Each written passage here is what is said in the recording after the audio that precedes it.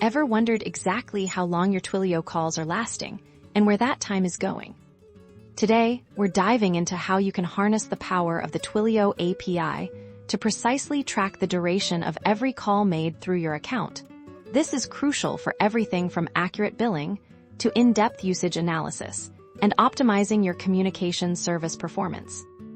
Here's how we'll break it down, step by step. First, you'll need to access your Twilio account SID and Auth token. These are your keys to unlocking your Twilio data and can be found in your Twilio console.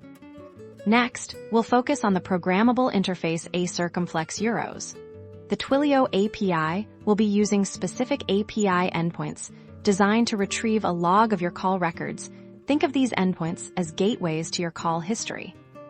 Within these call records, you'll find a treasure trove of information, including a field that directly corresponds to the call's duration. This data is usually presented in seconds, giving you a granular view of each conversation's length.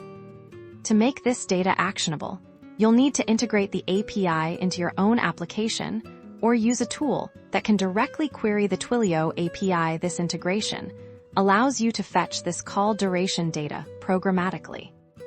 Once you have this raw duration data, you can then process it. This might involve converting seconds into minutes for easier understanding, calculating average call durations, or even flagging calls that exceed certain thresholds.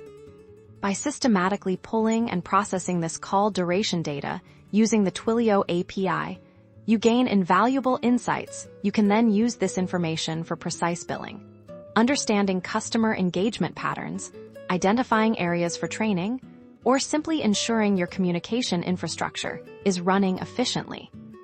This method of tracking call duration offers a robust and automated way to monitor your Twilio usage, empowering you with the data you need to manage and optimize your communication services effectively.